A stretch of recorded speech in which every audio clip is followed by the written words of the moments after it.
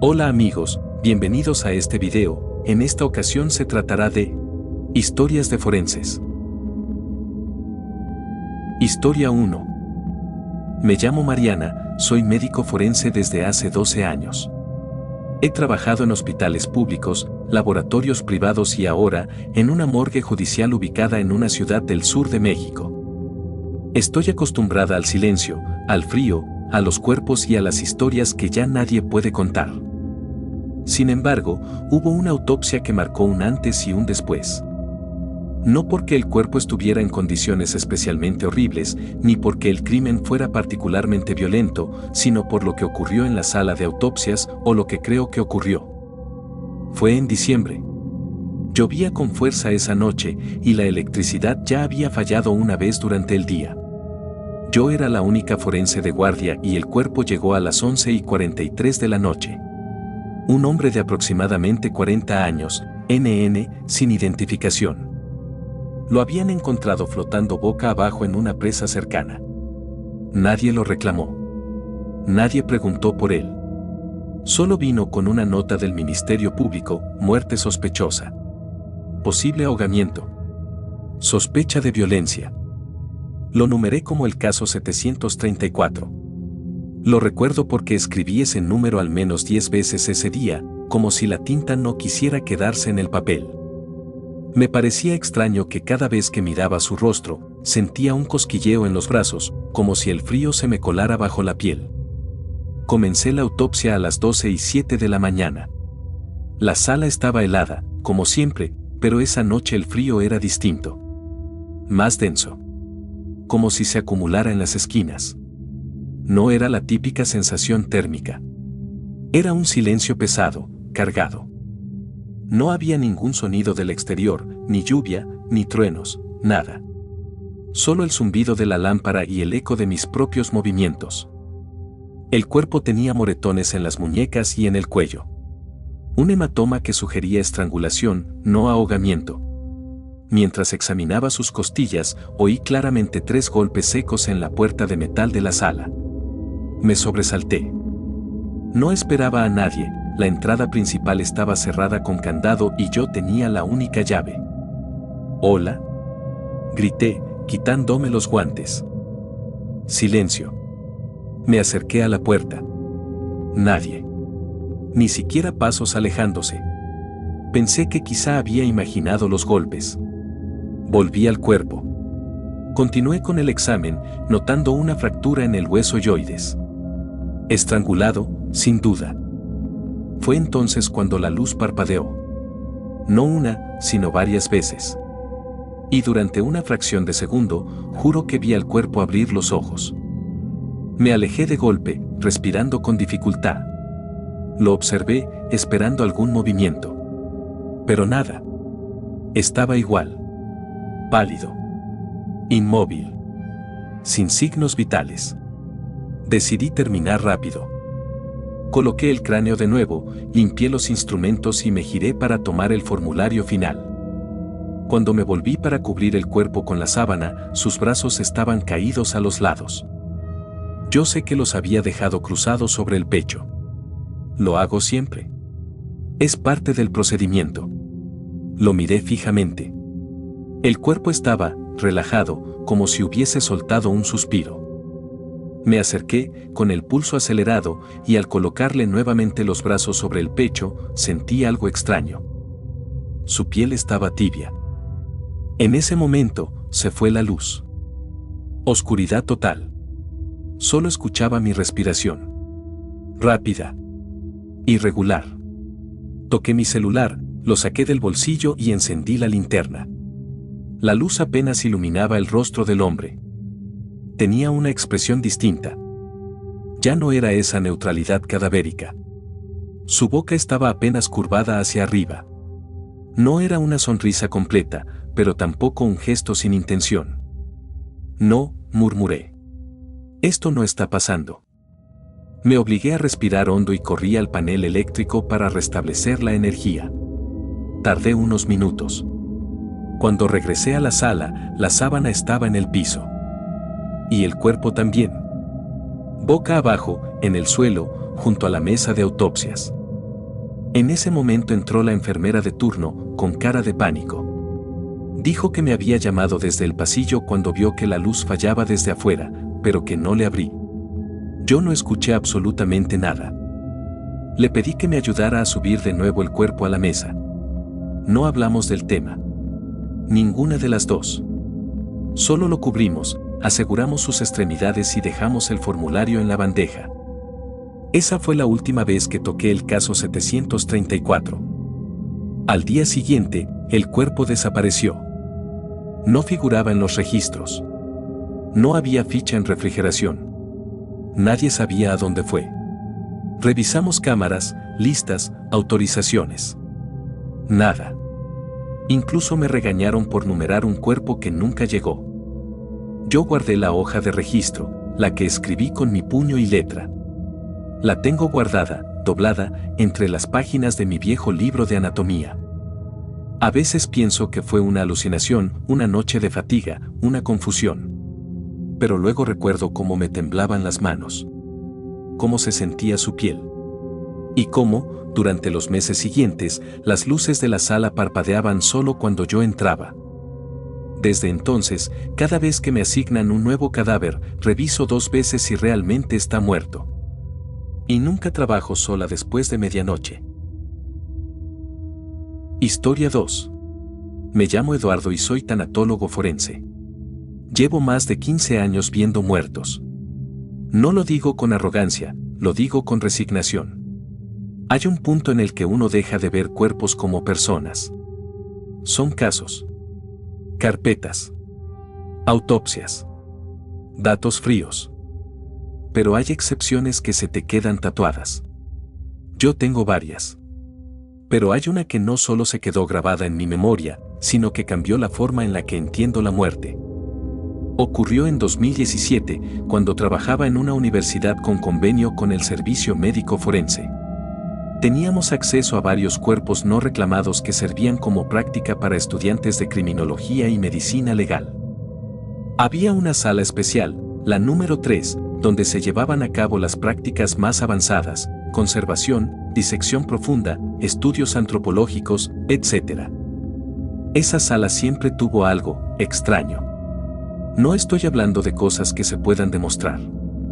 Hablo de cosas que se sienten. Un ambiente espeso. El aire parecía estancado, incluso con los refrigeradores abiertos. Las luces parpadeaban más ahí que en las otras salas. Y el olor, no el típico olor a formol y cuerpos, sino algo más rancio, como carne vieja y moho. Como si los muros estuvieran enfermos. A nadie le gustaba trabajar en la sala 3, pero a mí no me afectaba. Hasta el caso del hombre sin nombre. El cuerpo llegó un martes por la mañana, etiquetado como NN masculino, aproximadamente 60 años. Lo habían encontrado desnudo, colgando de un árbol en una zona rural del estado. No había documentos, ni huellas digitales registradas, ni denuncias de desaparición. El cuerpo estaba en buen estado, aunque tenía marcas extrañas en el torso, como símbolos o laceraciones hechas con algún objeto punzante.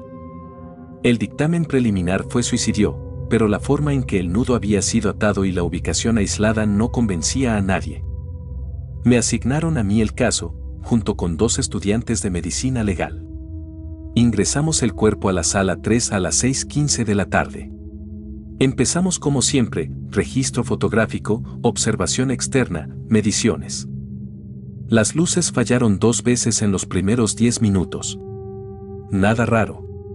Lo extraño comenzó cuando uno de los estudiantes, Clara, se detuvo en seco mientras yo hablaba. ¿Alguien más oyó eso?, preguntó con voz baja. ¿Qué cosa?, respondí, sin levantar la vista del cuerpo. Una voz.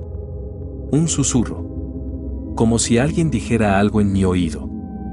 La otra estudiante, Carla, negó con la cabeza, pero tenía la piel de gallina.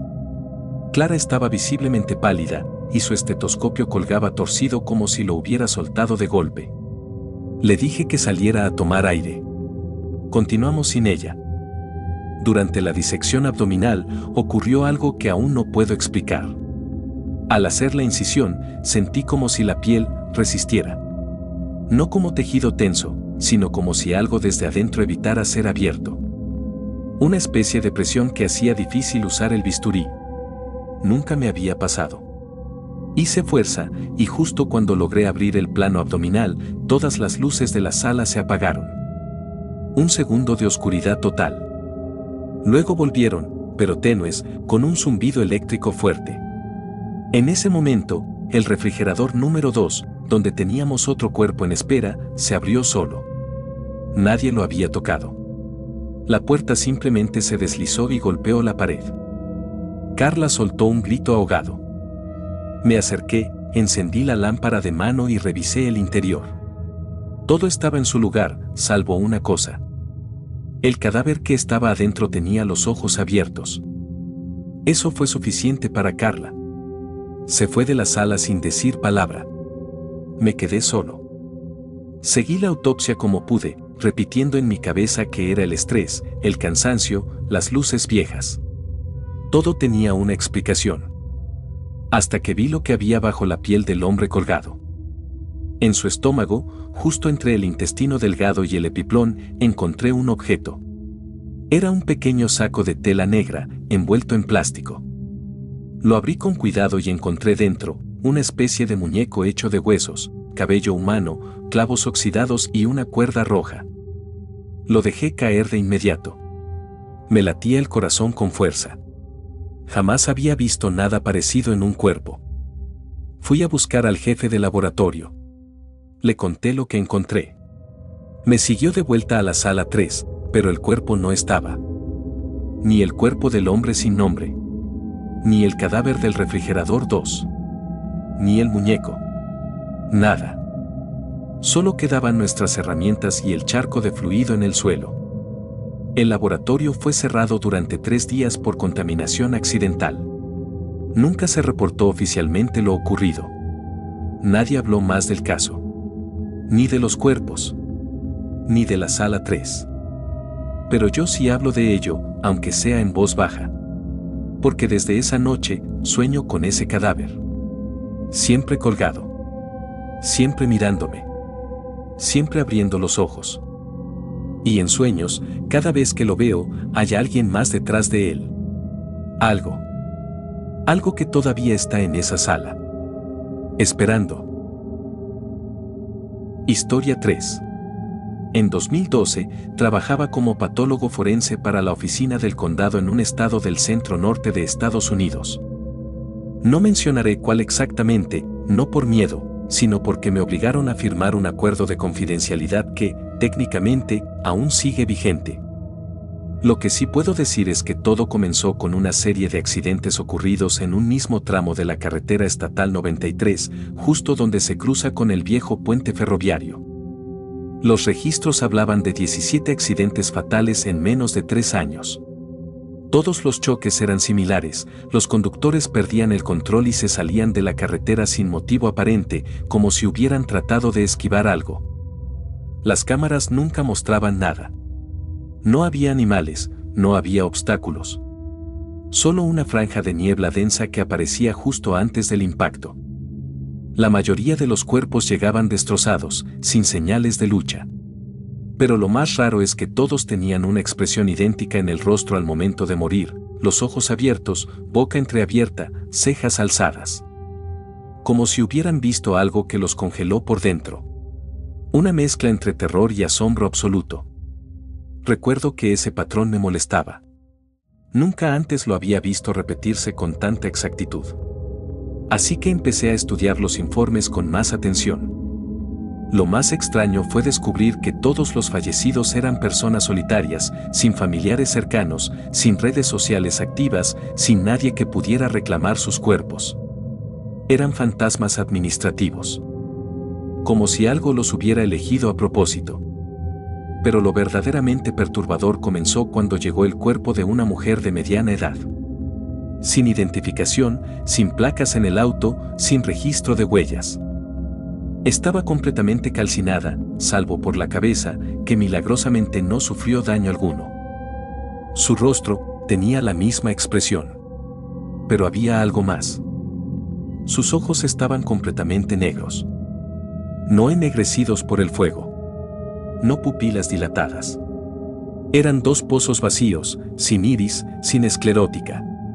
Solo negro. Como si la vista misma hubiera sido arrancada de su alma. Intenté registrar los hallazgos en el sistema, pero el expediente fue bloqueado minutos después de guardarlo. Recibí una llamada del supervisor de madrugada. No abras más ese archivo. El caso se cierra como accidente. Punto. Cuando pregunté por qué, me dijeron que era una orden de arriba. Yo no soy de los que se dejan intimidar fácilmente, pero la manera en que me lo dijo me hizo retroceder. Esa noche me quedé en la morgue, solo. Quería asegurarme de que la documentación física estuviera bien archivada por si alguien borraba todo. Fui al depósito refrigerado. El cuerpo de la mujer seguía allí. Y entonces, ocurrió.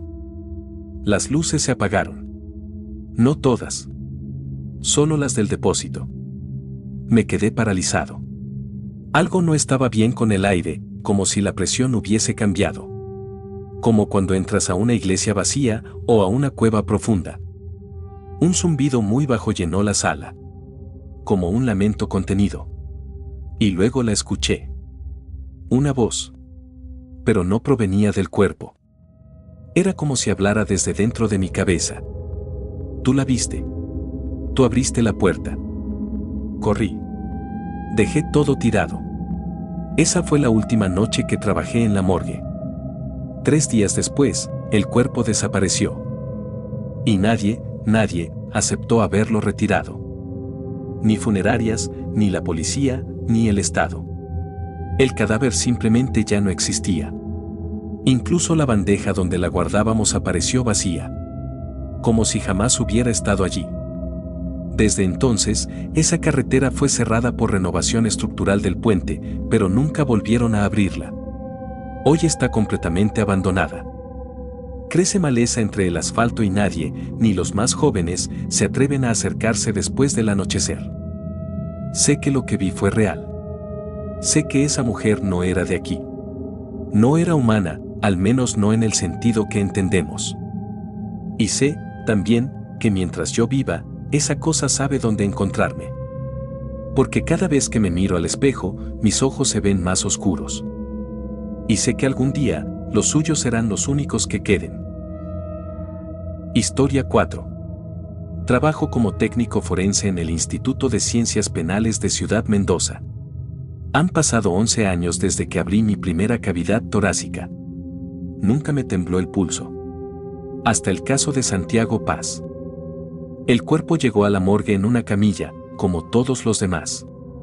Varón, 28 años. Aparente sobredosis. Lo había encontrado la casera de un viejo edificio del centro, acostado en el piso del baño, desnudo, con un crucifijo en la mano y los ojos abiertos.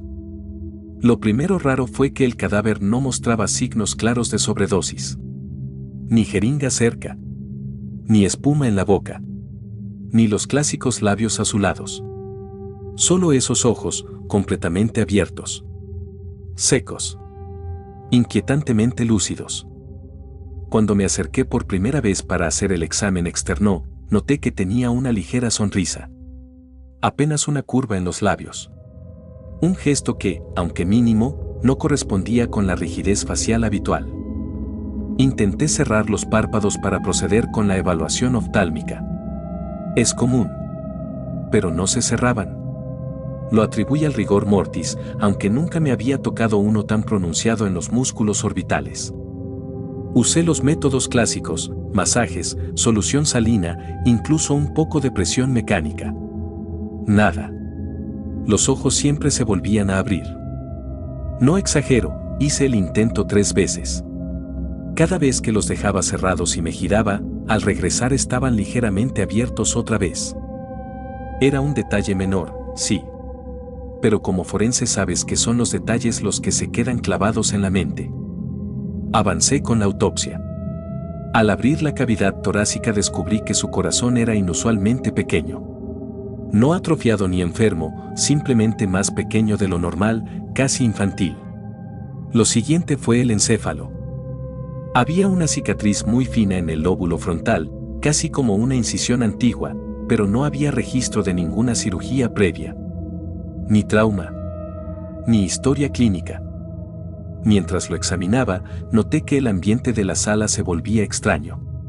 No me refiero a frío, ni a cosas que se caen. No. Era como si el aire se volviera más denso, como si alguien estuviera respirando muy cerca de mi cuello. Entonces, mi compañera de laboratorio, Sofía, me llamó desde su escritorio, al otro extremo del pasillo. «Leandro, ¿estás hablando con alguien?» «¿Cómo que hablando?» «Sí, escuché tu voz. Bajita, pero como si estuvieras respondiendo preguntas. ¿Estás en llamada?» Me quedé en silencio. No había dicho una sola palabra desde que empecé. Pero en ese momento empecé a recordar algo. No con claridad, más como fragmentos borrosos, voces susurrando cosas como no abras más, ahí está, ¿te acuerdas ahora? Esa noche no dormí. Días después, fui al archivo a buscar más información sobre Santiago Paz. Encontré algo que me heló la sangre, no era su primer ingreso forense. En 1995, un bebé con su nombre, nacido en la misma ciudad, había sido reportado como muerto por paro respiratorio.